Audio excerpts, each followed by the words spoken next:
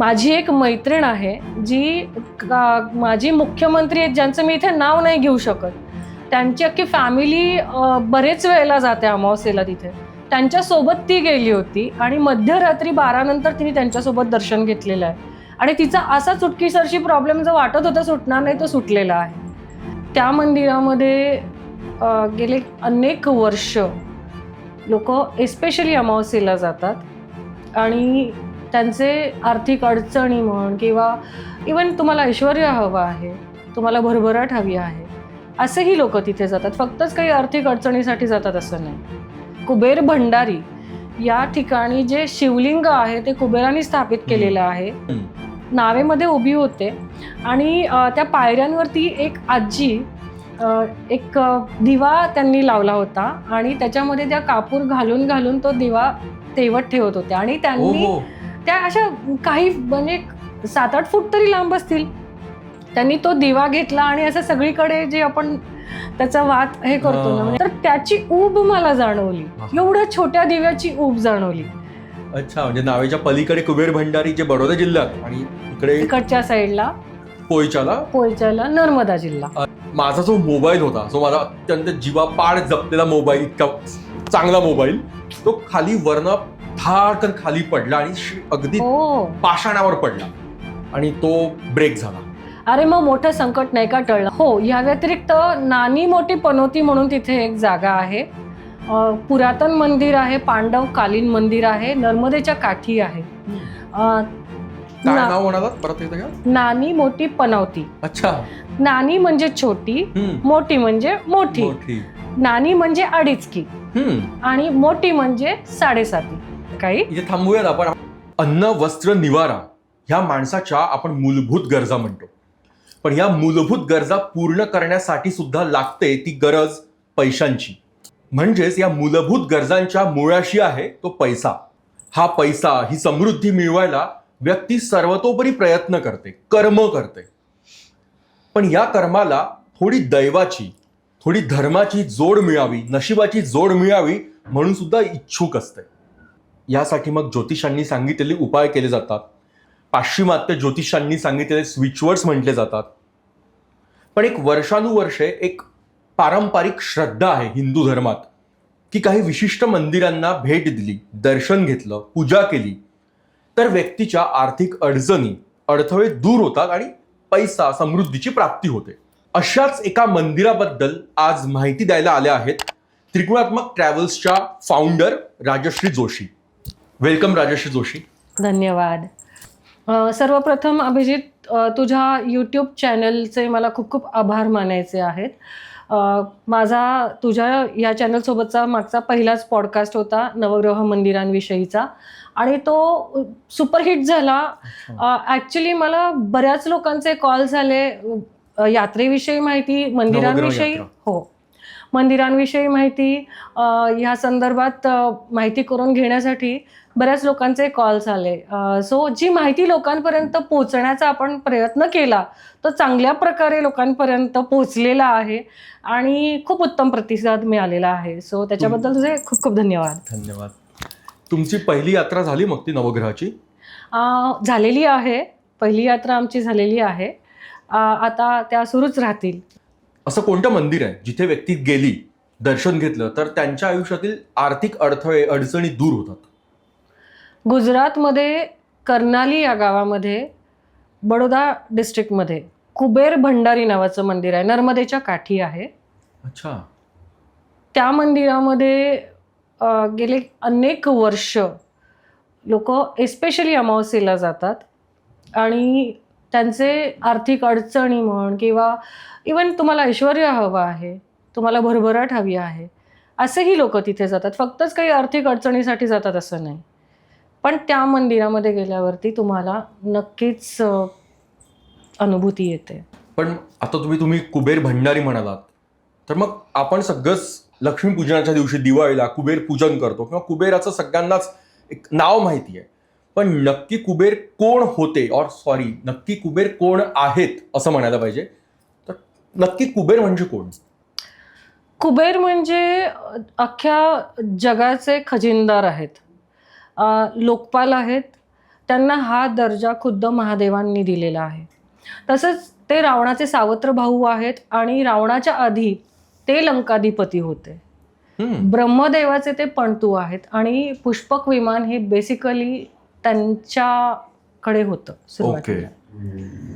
आणि तुला माहिती असेल की तिरुपती बालाजींनी त्यांच्या लग्नाचं जे कर्ज आहे ते कुबेराकडनं घेतलेलं आहे आणि आपण अजूनही ते फेडतोय तिथे जाऊन त्यांच्या वतीने. म्हणजे ही एक स्टोरी वेगळी आहे, तिरुपतीच्या पॉडकास्टमध्ये येईल. अच्छा, तुम्ही कुबेरांबद्दल सांगितलं, पण कुबेर हे यक्ष होते असेही म्हणतात, ते खरं आहे का?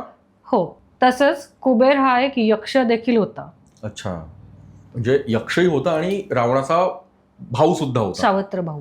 अच्छा अच्छा, म्हणून तो कुबेर मंत्र एक प्रसिद्ध आहे ना, ओम यक्षाय कुबेराय. बरोबर. कुबेरांबद्दल तुम्ही माहिती डिटेल सांगितली, पण मग कुबेर भंडारीतला कुबेर कळला, पण मग भंडारी कोण आहेत? भंडारी म्हणजे खुद्द महादेव. महादेव. हो, महादेवांना भोला भंडारी म्हणतात. भोला म्हणजे एकदम निरागस दैवत आहे. कुठल्याही दैत्याला कोणीही प्रसन्न केलं तरी सहज प्रसन्न होऊन कुठलंही वरदान देणार आणि देवांना संकटात पाडणार, म्हणून त्यांना भोला पण म्हणतात. भंडारा उधळतात. आणि भंडारी म्हणजे त्यांच्याकडे भरभराटीचं भंडार आहे, आशीर्वादांचं भंडार आहे, म्हणून त्यांना भंडारी म्हणतात.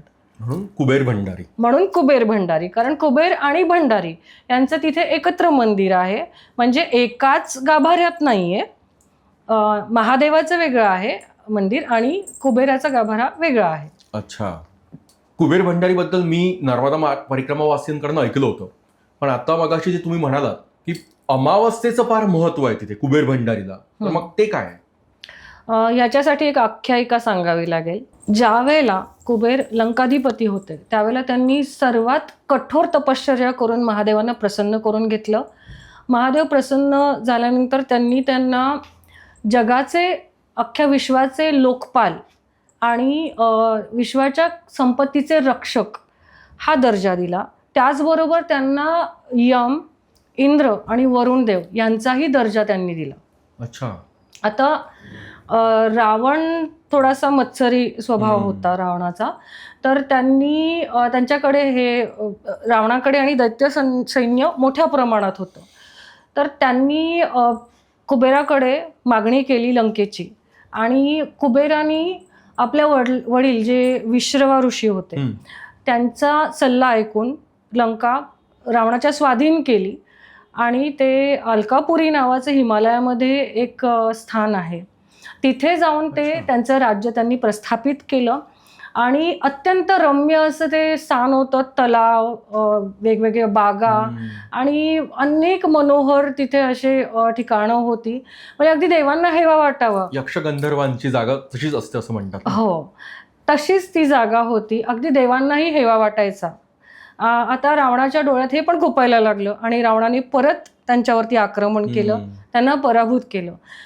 ह्या दरम्यान त्यांनी पुष्पक विमानातून जगभराची सैर करायचे ते कुबेर. अच्छा, ते जगभराची सैर करायचे. नॅचरली रावणाला मत्सरी स्वभाव असल्यामुळे हे सुद्धा बघवलं नाही आणि त्यांनी त्यांना तिथेही आक्रमण करून पराभूत केलं. आता आपण कुठेच सुरक्षित नाही आहोत हे त्यांच्या लक्षात आलं, कारण त्यांचं पुष्पक विमान सुद्धा रावणाने काढून घेतलं.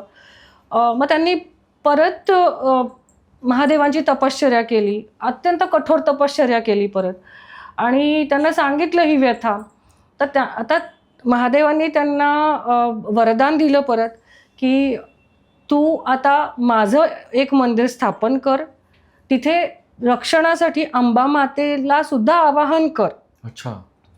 आणि तिथे तुला कोणीही येऊन इजा पोचवू शकत नाही किंवा तुझं स्थान तिथे अढळ राहील, तुझं स्थान कोणी हिसकावून घेऊ शकत नाही असं. आणि अजून एक त्याच्यामध्ये त्यांनी सांगितलं की प्रत्येक अमावस्येला मी तुझ्या रूपात इथे येऊन भक्तांना आशीर्वाद देईल. अच्छा. आणि ते स्थान आहे कुबेर भंडारी. कुबेर भंडारी. हो. अच्छा. म्हणून मग कुबेरांनी स्थापन केलेलं शिवलिंग म्हणून ते कुबेर भंडारी. कुबेर भंडारी या ठिकाणी जे शिवलिंग आहे ते कुबेरांनी स्थापित केलेलं आहे. जसं मी मगाशी बोलले तसं महादेवानी त्यांना एक वरदान दिलं की मी प्रत्येक अमावस्येला इथे येऊन तुझ्या रूपामध्ये बसून येणाऱ्या भाविकांना आशीर्वाद देईन. तर अनेक लोकांचा असा अनुभव आहे माझ्या ओळखीतल्या की ते तिथे एक एक अमावस्या गेले, 5 बोलले होते. एक पहिल्या अमावस्येला गेले आणि त्यांचे काही आर्थिक समस्या, कोणाचे व्यवहार अडले होते. हे पूर्ण झाले, आर्थिक समस्यांचं निराकरण झालं. माझी एक मैत्रीण आहे, जी माजी मुख्यमंत्री आहेत, ज्यांचं मी इथे नाव नाही घेऊ शकत. त्यांची अख्खी फॅमिली बरेच वेळेला जाते अमावस्येला तिथे. त्यांच्यासोबत ती गेली होती आणि मध्यरात्री 12 नंतर तिने त्यांच्यासोबत दर्शन घेतलेलं आहे. आणि तिचा असा चुटकीसरशी प्रॉब्लेम जो वाटत होता सुटणार नाही तो सुटलेला आहे. असे कितीतरी प्रत्यक्ष ज्यांनी अनुभव घेतलेले आहेत, असे ओळखीमध्ये लोक आहेत. अच्छा. आणि याच कारणामुळे अनेक लोक सतत विचारणा करतायत की तुम्ही करताय का कुबेर भंडारी. मग त्याच्यामध्ये 5 अमावस्यांचं महत्व सगळ्यांना माहिती नाहीये की 5 अमावस्या जसं आपण नवस बोलतो तशा ह्या 5 अमावस्या लोक बोलतात की आम्ही हा प्रॉब्लेम किंवा एवढं काहींचे टेंडर्स असतात, काही अनेक असतात ॲम्बिशन. तर असे लोक मागून घेतात 5 अमावस्या हे झालं तर आम्ही 5 अमावस्या करू.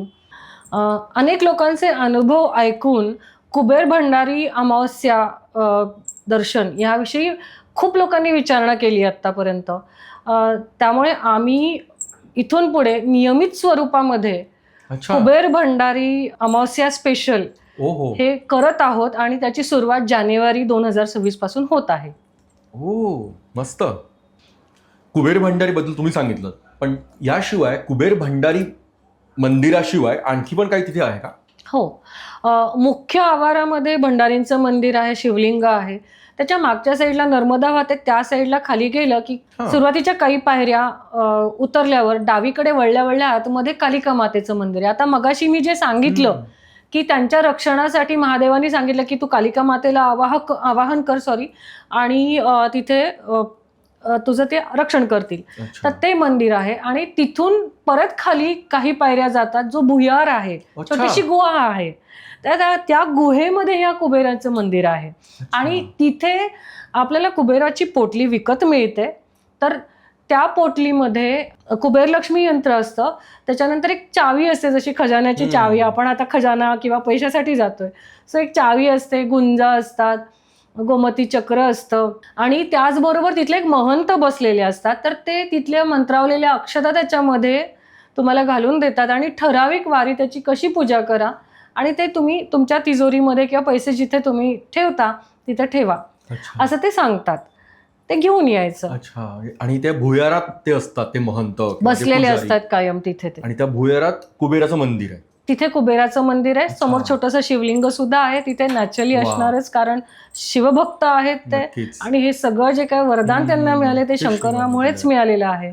आणि याशिवाय खाली त्याच्यानंतर तिथून बाहेर आल्यावरती आणखीन काही पायऱ्या खाली गेल्यावरती नर्मदा मैया, तिचं दर्शन तर होतच असतं तसं, पण तिचं सानिध्य मिळतं. कुबेर भंडारी नर्मदा मैयाच्या किनारी आहे आणि नर्मदा मैयाच्या दर्शनासाठी, या स्नानासाठी तर आपण सगळेजण कायम आतुर असतो. पण तुम्ही मग नर्मदा मैयाच्या किनारीच लोकांना नेता, तर मग ते भाविक मंडळी नर्मदा मैये स्नान करतात की मग तसंच दर्शन करतात? नर्मदा स्नान हा भाविकांचा, मैयेचे जे अगदी लेकरं आहेत त्यांचा खूप जिव्हाळ्याचा विषय आहेच आहे. पण प्रॅक्टिकली प्रत्येकाला शक्य होतं असं नाही. थंडी असते, पाऊस, थंडी याचा विचार करून काही लोक शास्त्र करतात, फक्त स्नानाचं अंगावर पाणी शिंपडून घेतात. पण काही लोक आहेत की जे अगदी कुठलाही सीझन असो, काही असो, स्नान करतातच करतात. पण प्रमाण कमी असतं. अच्छा.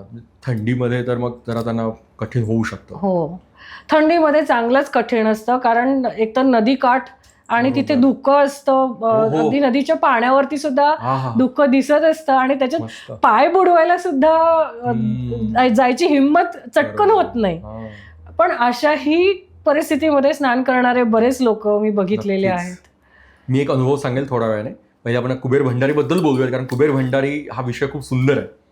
मगाशी तुम्ही एक पुकारा शब्द वापरलात रात्री 12 वाजता अमावस्येला, ते काय होतं? कुबेर भंडारी मंदिर रात्री अमावस्येच्या दिवशी रात्री 10 ते 12 ते बंद ठेवतात आणि रात्री 12 वाजता परत ओपन करतात. त्यावेळेला ते पुकारा करतात आणि बरेचसे लोक ज्यांची अशी श्रद्धा आहे की पुकाऱ्यानंतर दर्शन घ्यायचं, अच्छा, ते हमखास 12 नंतरच दर्शन घेतात. रात्री 12. रात्री 12 नंतर दर्शन घेतात. अच्छा. आणि मग दिवसा पण दर्शन सुरू असतं अमावस्येचं? हा, अमावस्येच्या दिवशी दिवसभर दर्शन सुरू असतंच. गर्दी ही दिवसभर असतेच, पण 12 नंतर जास्त गर्दी असते आणि VIP दर्शन जरी घेतलं तरी एक 2.5 ते 3 तास आरामात लागतात अच्छा दर्शनाला. अच्छा अच्छा. म्हणजे पेड दर्शन घेतलं हो. तरीही पेड दर्शन असलं तरी 2.5 ते 3 तास तुम्हाला कंपल्सरी लाईन मध्ये उभं राहावं लागतं. हे रात्रीचं? हे रात्रीचं सांगतेय मी, अच्छा 12 नंतरचं. अच्छा अच्छा. म्हणजे लोक मग आधीच लाईन मध्ये राहत असतील उभे? हा, म्हणजे जनरलची लाईन तर आधीपासूनच लागलेली असते आणि जे VIP दर्शन आहे ती थोडीशी उशिरा सुरू होते, 12च्या दरम्यान वगैरे अशी. पण ज्यांना लवकर दर्शन घ्यायचंय, अगदी 12 वाजल्या किंवा असं, ते आधीच जाऊन थांबतात. अच्छा. मग तिथे काय खूप पूजा आणि आरती भजन वगैरे असं काय सुरू असतं मग तिथे? जिथे लाईन लागते रात्री गर्दी असते का, हा माझा पहिला प्रश्न मुळात. गर्दी रात्रंदिवस असते. अमावस्येच्या दिवशी रात्री सुद्धा गर्दी असते. म्हणूनच तर VIP दर्शन घेऊन सुद्धा 2.5 ते 3 तास लागतातच. त्या व्यतिरिक्त तिथे कंटिन्युअस भजन चालू असतं, भजन संकीर्तन चालू असतं. अत्यंत सुंदर असा तो माहोल असतो. खूप छान वाटतं, प्रसन्न वाटत असतं. भोलेचे सगळे कौतुक करतायत, त्यांचे स्तुती स्तवन गातायत. इतकं छान असतं ना वातावरण, मस्त, अप्रतिम असतं. म्हणजे तो अनुभव घ्यायलाच पाहिजे. नक्कीच. रात्री 12 वाजता तुम्ही म्हणालात, म्हणजे काही उत्साही लोक रात्री 12 वाजता सुद्धा स्नान करत असतील नर्मदा मैयामध्ये? हो, अनेक लोक करतात आणि तेवढ्या थंडीमध्ये, तेवढ्या रात्री, हिवाळ्यात सुद्धा, कारण तेवढी श्रद्धाच असते ना. आणि नर्मदा मैया 24 तास प्रेम देते तिथे. आणि ही पण एक श्रद्धा असेल की मैयेच्या आपण उदरात स्नान करतोय, बरोबर, सो त्याचा त्रास होणारच नाही आणि होतही नाही. आणि मग आपण वरती जाऊन दर्शन घ्यायचं. वरती सगळ्यात आधी भंडारींचं दर्शन घ्यायचं, मग कुबेरांचं दर्शन घ्यायचं. अच्छा अच्छा. पण एक प्रश्न मला आता सुचतोय की नर्मदा मैयेच्या पलीकडच्या तीरावरती तुम्ही आहे असं म्हणताय, बरोबर. पण मग तुम्ही जाता कसं? नावेतनं जावं लागतं की गाड्या आणि बसने जाता येतं तिथे? आपण कुठे राहतो त्याच्यावरती डिपेंड करतं. समजा आपण पोयच्याला राहत असू तर आपल्याला नावेतून जाता येतं त्या तीरावरून या तीरावर. आणि त्या व्यतिरिक्त आपण दुसऱ्या कुठल्या ठिकाणी राहत असू तर आपल्याला गाड्यांचं ऑप्शन असतं. आम्ही युजली गाड्यांचंच ऑप्शन प्रेफर करतो. पण तुम्ही कधी गेलात नावेतनं? हो, नावेतनं आम्ही गेलेलो आहोत. पण कसं होतं ना की ज्यावेळेला ग्रुप असतो त्यावेळेला वेगवेगळ्या एज ग्रुपचे लोक असतात, सिनियर सिटीजन्स असतात. आणि नावेतून जाताना होतं काय, डायरेक्ट आपण पोयच्याच्या इथून खाली उतरलो आणि लगेच नावेत बसला असं होत नाही. तर दगडधोंडे आहेत, रात्री तुम्हाला त्यातनं चालत जावं लागतं. कारण कसं आहे, रात्रीचं ज्यावेळेला दर्शन घेतो आपण त्यावेळेला संध्याकाळी अंधार पडल्यावरती आपल्याला पलीकडच्या तीरावर जायचं आहे. दिवसा जाऊन काहीच उपयोग नाहीये. मग त्यावेळेला काय होतं की जे आपल्यासारखे लोक चालू शकतात, पण सिनियर सिटीजन्स आहेत त्यांना अंधारामध्ये दिसलं नाही, ठेचकळले कुठे, तर त्याच्यामुळे आम्ही गाड्या प्रेफर करतो. आणि इव्हन तिकडे सुद्धा मध्यरात्री एकदा दर्शन झालं तुमचं की तुम्हाला परत ह्या साईडला यायचं आहे दुसऱ्या पलीकडच्या तीरावर, तेव्हा परत तुम्हाला अंधारच असणार आहे, परत थंडी असते. सो गाडीतनं उतरले, दर्शन घेतलं, परत गाडीत बसले आणि आपल्या मुक्कामाच्या ठिकाणी गेले. हे त्यांच्यासाठी कन्व्हिनियंट असतं आणि ते कम्फर्टेबली करू शकतात. असं तुम्ही नेता? हा आमचा प्लॅन असतो. आणि जे इतर लोक म्हणजे बसेस किंवा गाडीने येत नाहीत ते मग नर्मदा मैया रात्री सुद्धा पार करून जातात. जर ते पलीकडच्या तीरावर असतील तर ते कुठल्या एरियामध्ये राहत आहेत ना त्याच्यावरती आहे. समजा गरुडेश्वरला राहत असतील तर गरुडेश्वरवरनं त्यांना बाय रोड तसंही यायचं, मग ते कशाला नौकेमध्ये बसतील, असं पण आहे. पण हा एक सुंदर अनुभव असतील ना की नर्मदा मैया पार करून पलीकडच्या तीरावरनं इकडे यायचा, इकडे दर्शन घ्यायचं आणि परत मग नावेने परत रात्री परत पलीकडे जायचं. मी ज्यावेळेला दर्शन झालं, एकदा असं झालं की दर्शन झालं, पहाटे निघाले तिकडनं, पोयच्याला राहत होते, पोयच्याला जायचं होतं मला, परत नावेमध्ये उभी होते आणि त्या पायऱ्यांवरती एक आजी एक दिवा त्यांनी लावला होता आणि त्याच्यामध्ये त्या कापूर घालून घालून तो दिवा तेवत ठेवत होत्या आणि त्यांनी हो. त्या अशा काही म्हणजे 7-8 फूट तरी लांब असतील. त्यांनी तो दिवा घेतला आणि असं सगळीकडे जे आपण त्याचा वात हे करतो ना, म्हणजे आय डोंट नो त्याला काय म्हणतात, म्हणजे पण ते नर्मदा सगळीकडे मैयाची आरती काही हा. प्रकारे तर त्याची ऊब मला जाणवली, एवढ्या छोट्या दिव्याची ऊब जाणवली आणि खरंच जाणवली. असं वाटलं खरंच काहीतरी असं आहे. म्हणजे त्या मैयेची भावना किती छान असेल. त्या आजी मैयाची भावना म्हणतात. राईट. त्यांची भावना किती छान असेल. आणि त्याच वेळेला पलीकडच्या तीरावर गेले, एका चहावाल्याने शेकोटी पेटवली होती. त्या शेकोटीच्या जवळ उभं राहून सुद्धा ते जाणवत नव्हतं. अच्छा. ते काय असेल, ती ताकदच वेगळी आहे. म्हणजे हा थंडीचा काळ होता का? थंडीचा काळ होता. अगदीच म्हणजे खूपच जास्त थंडी होती तिथे आणि अगदी पहाटे 4ची वेळ. ओ, आणि थंडीमध्ये आणखीच अशा वेळेस वाटतं आपल्याला नर्मदा मैयावरून येणारा वारा, थंडगार वारा, त्यात ती ऊब मिळते आहे, शेकोटी म्हणजे पेटली छोट्याशा दिव्यामधनं ऊब मिळावी, ते जाणवावं. जाणवलं लिटरली. आता तुम्ही आमचं कुबेर भंडारींचं दर्शन करून आणलंय, पण आता पोटोबाचं काय? म्हणजे शिवोबाचं दर्शन झालंय, पोटोबाचं काय?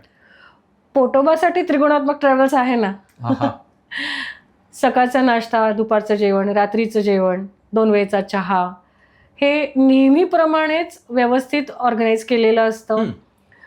तिथलं लोकल फूड असतं आणि त्या व्यतिरिक्त अमावस्येच्या रात्री म्हणजे एरवी सुद्धा कुबेर भंडारीला अन्नप्रसाद महाप्रसाद हा असतोच. अमावस्येच्या रात्री सुद्धा एकदम गरम गरम भाजी, छान भात असतो, सांबार किंवा आपण आमटी ज्याला म्हणतो, एखादं स्वीट असतं. असा छान महाप्रसाद त्यांनी तिथे ठेवलेला असतो. आणि थंडीच्या दिवसांमध्ये तर खूप, थंडीमध्ये तर रात्री असं गरम गरम अन्न, त्यातही तो महाप्रसाद असणं म्हणजे आणखीच फार अप्रतिम फिलिंग येत असेल ना. खूप मजा येते, छान वाटतं एकदम. असं एक तर तो महाप्रसाद, त्याची चव वेगळी असते आणि त्यातही तो असा गरम गरम सर्व केला जातो. त्याच्यामुळे कुबेर भंडारी शिवाय मग या यात्रेमध्ये तुम्ही आणखी काय काय दर्शन करवून आणता? मगाशी जे आपण बोलत होतो पोयचा, ते नदीच्या पलीकडच्या तीरावरती आहे आणि तिथे नीलकंठ स्वामी धाम म्हणून अत्यंत सुंदर मंदिर आहे. इतकं छान डेव्हलप केलेलं आहे. अप्रतिम मूर्त्या आहेत, झगमगाट आहे आणि प्रसन्न मूर्त्या आहेत. म्हणजे तिथे आणि अजून एक म्हणजे तिथे 4 वेदांची 4 मंदिरं आहेत. ऋग्वेद, सामवेद, यजुर्वेद, अथर्ववेद, या 4ही वेदांची 4 मंदिरं तिथे त्यांनी स्थापन केलेली आहेत. रिसेंट काळामध्ये हे मंदिर जरी त्यांनी स्थापन केलं असलं तरी सुद्धा ते एकदा मस्ट व्हिजिट मंदिर आहे. फूड कोर्ट आहे त्यांचं. फोटो काढायला आजकाल लोकांना काय, गेलं की फोटो, म्हणजे जाल तिथे तुम्हाला फोटो काढायचे असतात. अशी जागा आहे. तुम्ही अनेक तिथे असे स्पॉट्स आहेत की जिथे तुम्ही फोटोज काढू शकता, सेल्फीज, फोटोज. म्हणजे स्वामीनारायण म्हणजेच नीलकंठ वर्णी ना. बरोबर. आणि ते नर्मदेच्या ह्या तीरावरती राहिले होते म्हणून इथे या मंदिराची प्रस्थापना केली. अच्छा, मी असं ऐकलंय की संध्याकाळी तिथे तोफेचा बार वाजवतात, हे खरं आहे का संध्याकाळी आरतीमध्ये? हो, हे खरं आहे. आणि त्याचबरोबर तिथे एक असं सुंदर मिरवणूक काढली जाते. अच्छा, नीलकंठांची मिरवणूक आणि आरती, तेही बघण्यासारखं असतं. हो, तिथली आरतीबद्दल मी ऐकलंय, अप्रतिम असतं. की तिथे तोफेचा बार वाजवतात, हे पण मी ऐकलंय. हो. अच्छा, तर म्हणजे हे नर्मदा मैयाच्या पलीकडच्या तीरावर आहे. पलीकडच्या तीरावरती कुबेर भंडारी एक अलीकडच्या तीरावर आहेत आणि पलीकडच्या तीरावरती नीलकंठ स्वामी. अच्छा, मग कुबेर भंडारी कोणत्या जिल्ह्यात येतं? कुबेर भंडारी बडोदा जिल्ह्यात येतं आणि नीलकंठ मंदिर जे आहे ते नर्मदा जिल्हा, पोयच्याचं, ते नर्मदा जिल्ह्यात येतं. अच्छा, आणि मध्ये नर्मदा मैया वाहत असते. बरोबर. अच्छा, म्हणजे नावेच्या पलीकडे कुबेर भंडारी जे बडोदा जिल्ह्यात आणि इकडच्या साईडला पोयच्याला नर्मदा जिल्हा. अच्छा अच्छा अच्छा. दोन्ही स्थान जे भव्य दिव्य स्थान आहे ते अगदी एकमेकांच्या पुढे, समोरासमोर आहेत. फक्त 2 वेगवेगळे जिल्हे आणि मध्ये फक्त मध्ये नर्मदा वाहतीये आणि जिल्हे अगदी समोरासमोर आहेत. असं या व्यतिरिक्त कुबेर भंडारी झालं, पोयच्याला नीलकंठ वर्णींचं आपलं दर्शन झालं, मग याशिवाय आणखी काही असतं? हो, या व्यतिरिक्त नानी मोठी पनोती म्हणून तिथे एक जागा आहे. पुरातन मंदिर आहे, पांडव कालीन मंदिर आहे, नर्मदेच्या काठी आहे. काय नाव म्हणालात परत एकदा का? नानी मोठी पनवती. अच्छा. आता नानी मोठी पनवती हे नाव का, तर आपल्याकडे 7.5 किंवा शनीची जी ढैया 7.5 किंवा शनीचं जर तुम्हाला बाधा असेल तर पनवती म्हणतात. तर तीच पनवती. नानी म्हणजे छोटी, मोठी म्हणजे मोठी. नानी म्हणजे 2.5 की आणि मोठी म्हणजे 7.5. 2.5 की आणि 7.5 आणि ती पनवती. तर ती पनवती एकदा असं झालं की क्रुद्ध झाली काही कारणाने आणि शनिदेव प्रत्यक्ष तिला शांत करायला म्हणून तिथे गेले आणि शनिदेवाने तिथे जाऊन तपश्चर्या केली. तर ती जागा अशी सिद्ध आहे आणि त्या नानी मोठी पनवती जी आहे त्यांच्यावरती त्यांनी नियंत्रण मिळवलं, त्यांच्या रागावरती. अच्छा. त्यामुळे जसं आपण शनी शिंगणापूरला जातो तेवढीच ही जागा महत्वाची आहे असे तिथले लोक सांगतात आणि हे बऱ्याच लोकांचे अनुभव आहेत. कम्पॅरेटिव्हली मंदिर छोटा आहे, लेस नोन आहे, कमी लोकांना माहिती आहे, पण जागा अप्रतिम आहे. तिथे गेल्यावर कळतं की त्या मंदिरामध्ये खरोखरच काहीतरी असं घडलेलं असेल. अजून एक म्हणजे या व्यतिरिक्त तिथे कुंभेश्वर म्हणून एक मंदिर आहे त्याच आवारामध्ये. तर त्या कुंभेश्वराची पण एक अशीच पांडवकालीनच आहे ते सुद्धा आणि त्याची अशी एक आख्यायिका आहे की पांडव ज्यावेळेला गुप्त वनवासामध्ये होते त्यावेळेला ते फिरत फिरत ह्या ठिकाणी आले आणि असं झालं की त्यांचा रोजचा एक नियम होता की शिवलिंगाची पूजा केल्याशिवाय भोजन करायचं नाही. आता असं झालं की रानात होतंय त्यावेळेला पूर्ण जंगल होतं, कुठून शिवलिंग त्यांना उपलब्ध होणार. तर भीम थोडासा मिश्किल स्वभावाचा होता. त्याने काय केलं, एक कुंभ घेतला आणि तो उपडा केला, त्याच्यावरती माती सारवली आणि 4 भावांना जाऊन सांगितलं की आपल्याला शिवलिंग मिळालंय, आपण पूजा करूयात. अच्छा अच्छा. आणि त्यांनी पूजा करून तिथे भोजन केलं. आता नंतर त्यांनी सत्य सांगितलं सगळ्यांना की हे काही शिवलिंग नाहीये, हा एक घडा आहे, कुंभ आहे. आणि ते प्रूव्ह करायला, दाखवायला त्यांना कुंभ आहे, त्यांनी त्याच्यावर गदेचा प्रहार केला. कुंभ हा होता त्याच्यामुळे तो फुटणं अपेक्षित होतं, पण तो फुटला नाही. तर त्या 5 पांडवांनी तिथे प्राणप्रतिष्ठापना केल्यामुळे त्याचं ऍक्च्युली शिवलिंगामध्ये परिवर्तन झालं आणि त्याच्यामुळे ते गदेचा जो प्रहार आहे त्याचा एक खड्डा त्याच्यावरती पडलेला आहे. तर हे पांडवकालीन मंदिर आहे. आता ठीक आहे, प्रत्येक जण मग मॅनेजमेंट येत राहते वर्षानुवर्ष पण मुळात नर्मदा मैयाच्या किनारी मंदिर, नर्मदा मैयाच्या रम्य परिसर आहे एकदम. परिक्रमे मार्गातलं मंदिर आहे ना हे? हो, हे परिक्रमा मार्गामध्ये येतं मंदिर. आणखी याशिवाय मग तिथे आणखी काही वेगळे मंदिर आहेत? ह्या व्यतिरिक्त तिथे धर्मराजांचं मंदिर आहे, राहूचं वेगळं मंदिर आहे, कालभैरवाचं सुद्धा मंदिर आहे. अच्छा, मग मे बी कदाचित धर्मराजाचं मंदिर हे युधिष्ठिराशी संबंधित असू शकतं, कारण धर्मराज युधिष्ठिर आपण म्हणतो त्यांना. शक्य आहे, कारण पांडव तिथे येऊन गेलेले आहेत. आणि अजून एक कालीचं पण मंदिर आहे. कुबेर भंडारी झालं, नीलकंठ वर्णींचं दर्शन तुम्ही घडवलं, कुंभेश्वराचं दर्शन घडवलं, धर्मराजाचं, कालभैरवांचं, महाकालीचं पण दर्शन घडवलं. याशिवाय आणखी काय? गरुडेश्वर असतं? गरुडेश्वर हे डिपेंड करतं तिथे किती वेळ लागेल, कारण दर्शन आपण मुळात जातोय कुबेर भंडारींच्या दर्शनाला. जर त्याच्यातून वेळ मिळाला तर आपण गरुडेश्वर नक्कीच करतो, कारण मोस्ट ऑफ द टाइम्स आपला जो मुक्काम जो असतो तो गरुडेश्वर मध्येच असतो. त्यामुळे मंदिर फारसं लांब नाही पडत आपल्याला. फक्त तिथे जाऊन दर्शन घेऊन येण्या इतका वेळ आहे का हे कुबेर भंडारीच्या दर्शनावरती ठरतं. हो वा.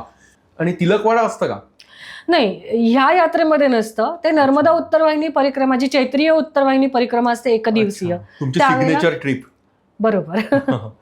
तर त्यावेळेला तिलकवाडा दर्शन.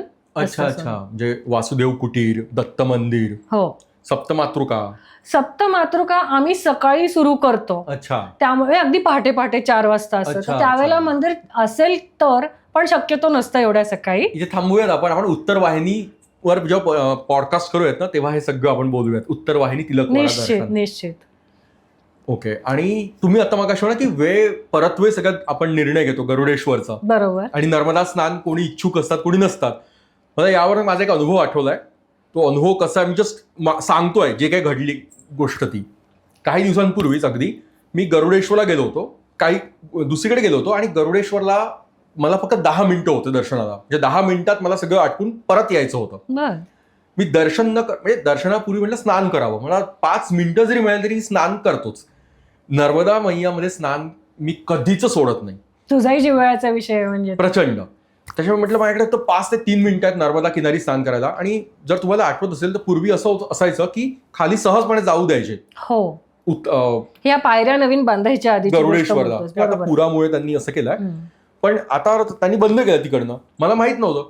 तर मला कळलं की मागून कुठे जातात आणि अगदी छोट्या म्हणजे कुमारिका मुली, 2 ते 3 वर्षांच्या मुली तिथे होत्या. कुमारिका म्हणजे नर्मदा मैयेचंच रूप ज्याला म्हणतो आपण. त्यांनी म्हटलं यहाँ से चलिए. त्यांनी मला रस्ता दाखवला तुला ऍक्च्युली. आणि खरंच तेच झालं. फक्त 3 मिनिटं माझ्याकडे होते उरलेले.